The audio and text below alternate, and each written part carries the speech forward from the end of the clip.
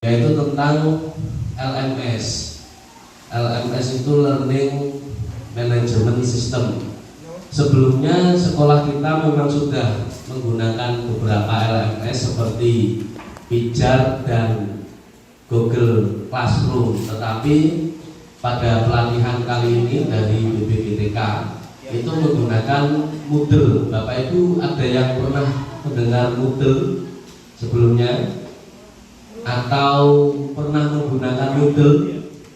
Belum ya, dengan MOODLE. Moodle itu sebetulnya LMS yang bisa kita kembangkan sendiri. Dalam arti begini, kalau kita menggunakan Pijar atau Google Classroom itu kan kita hanya menggunakan, sementara kalau Moodle itu kita merancang apa yang akan kita masukkan ke dalam LMS kita atau apa yang ingin kita sesuaikan dengan kebutuhan kita untuk pembelajaran. Dan menurut saya Moodle ini sangat efektif digunakan. Kenapa begitu? Karena begini, misalnya satu semester itu kita bagi menjadi 4 bab pelajaran.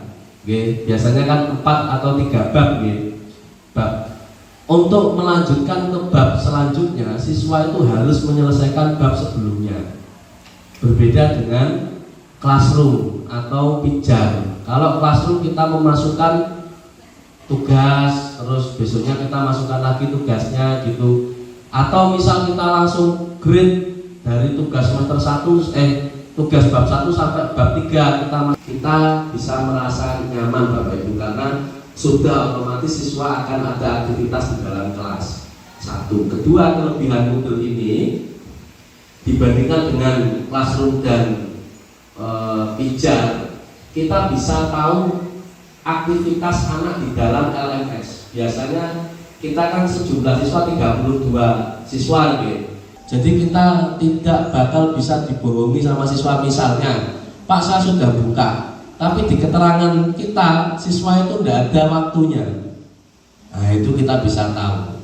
Selanjutnya di dalam Moodle itu ada aplikasi yang namanya H5P Bapak Ibu. Ini baru ya. H5P itu semacam media pembelajaran yang bisa diajak interaktif, misal lewat WA ya. Tapi itu sebatas kita hanya share. Kita tidak bisa memastikan siswa itu menonton apa enggak, atau kita tidak bisa memaksa siswa itu harus menonton. Misal pun kita bilang nak tonton sampai selesai, ya siswa diletakkan HP-nya terus ditinggal main, ya wes kewajiban dia gugur, ya nonton sampai selesai, masih tidak ditonton, videonya jalan. Tetapi lewat H5P Bapak Ibu, di sela-sela video itu kita bisa memberi pertanyaan.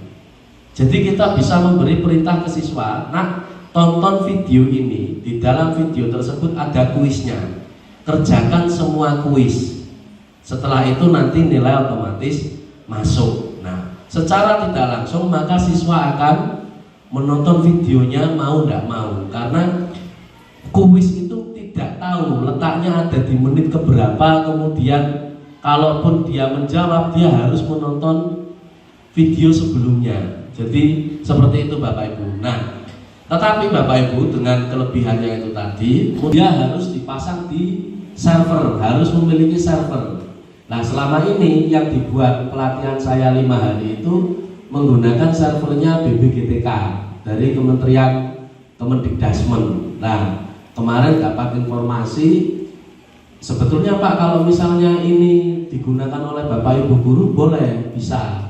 Tetapi Kemendikdasmen tidak menjamin server itu masih ada, karena katanya mau transfer server, mau diganti. Jadi kalau otomatis diganti ini hilang, makanya kami diberi waktu 12 hari untuk pengimbasan ke panjenengan sebelum ini hilang. Saya sudah matur ke Pak Agus juga sudah ACC untuk membuat web baru. Jadi ya alhamdulillah. Jadi nanti insya Allah Bapak Ibu, kalau misal websitenya sudah benar, sudah jadi, nanti kita akan melakukan pelatihan Moodle yang secara mendalam gitu. Jadi nanti pembelajaran. Coba di scroll ke bawah dulu Pak Ibu. Nah Bapak Ibu, di situ saya membuat 4 pokok poin dalam satu bab. Oke, ini saya menyelesaikan satu bab. Dalam satu bab saya merencanakan ini untuk 4 kali pertemuan atau 4 minggu. Jadi minggu pertama itu tentang pengantar, ya. Minggu kedua peran tokoh perumus, minggu ketiga proses perumusan, minggu keempat refleksi. Ya, itu setelah itu saya tidak membuat lagi selama 4 minggu itu. Tapi kalau panjenengan nanti kreatif, panjenengan bisa membuat untuk 1 semester karena di dalamnya bisa dibuat sesi-sesi. Siswa kalau misalnya belum menyelesaikan pengantar, belum bisa menyelesaikan peran tokoh. Nah, itu buka yang pengantar. Nah, yang pengantar ini Bapak Ibu saya beri video biasa. Ini video biasa, bisa ditonton, bisa tidak ditonton, terserah. Ini buat pemahaman materi saja. Selanjutnya scroll ke bawah, itu buku Bapak Ibu. Jadi buku ini atau tercetak otomatis. Ya, kalau ini kan tampilan yang saya buat. Kalau di tampilan siswa yang sebelah ini tulisannya tudu kalau dibuka nanti muncul siswa itu harus apa? Harus melihat, harus mengisi kuis atau harus apa? Nah itu yang peran tokoh perumus Pak. Nah ini seolah-olah minggu pertama sudah kita lalui ya. Setelah itu minggu kedua. Nah itu ini yang disebut H5P Bapak Ibu. Ini yang disebut H5P. Tidak mau siswa pasti konsentrasi. Kalaupun misalnya itu kan ada titik-titik toh. Kalau diklik itu langsung menuju ke kuisnya. Tapi siswa tidak bisa langsung menjawab. Kenapa? Karena dia harus melihat dulu videonya ke belakang dulu. Saya coba Bapak Ibu di play.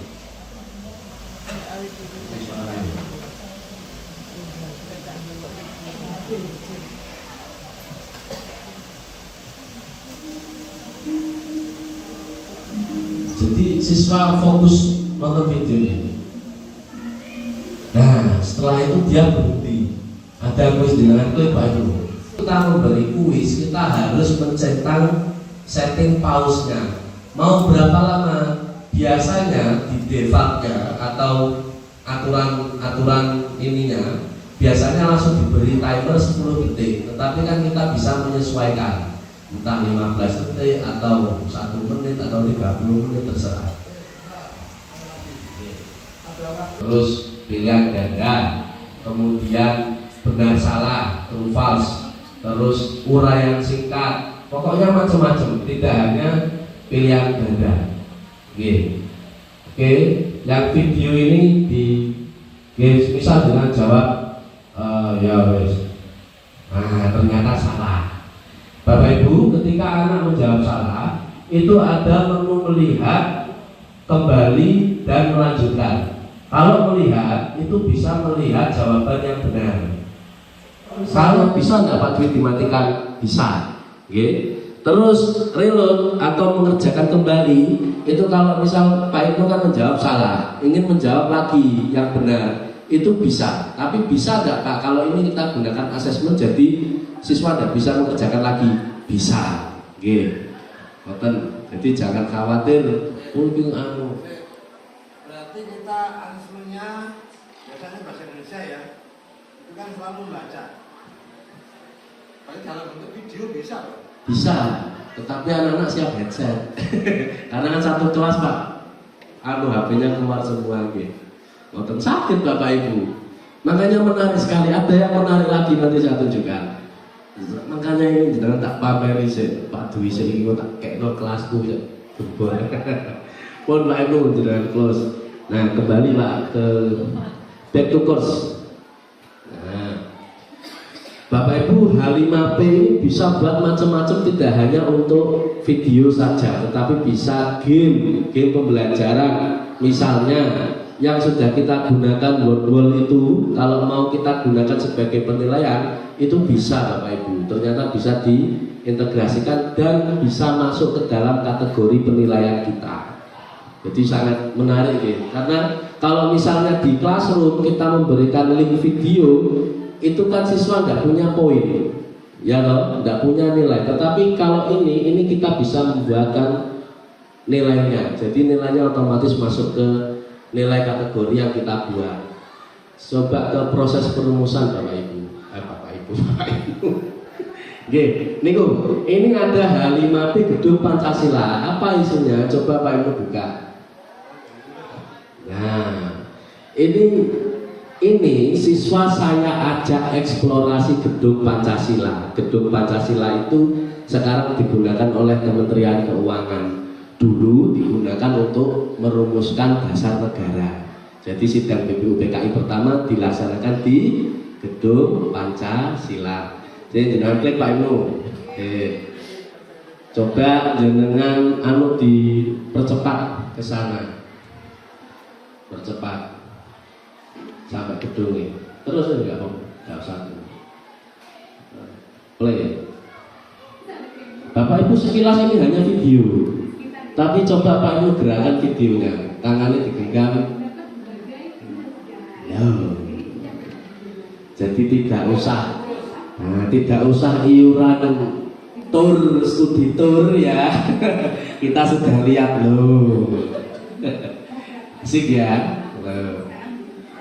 Dipercepat anu dalam. Dalam.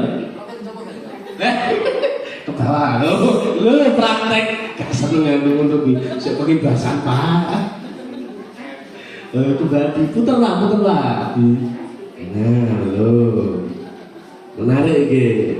Jadi ini sangat bermanfaat untuk guru sejarah misalnya, guru apalagi ya seni budaya misalnya yang mengeksplorasi apa misalnya. Jadi baca buku lalu mereka merefleksikan melalui forum diskusi dan itu siswa wajib gitu.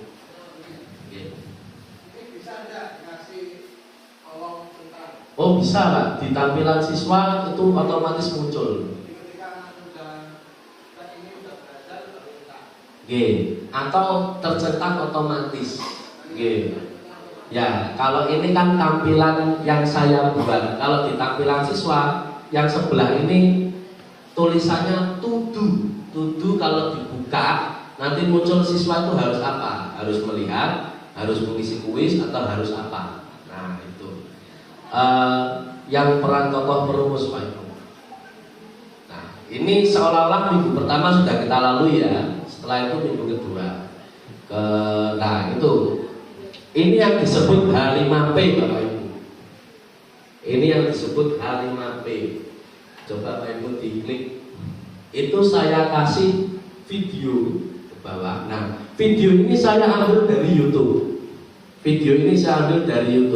Tetapi dalam video itu saya beri kuis. Jadi mau tidak mau siswa pasti konsentrasi. Kalaupun misalnya itu kan ada titik-titik loh.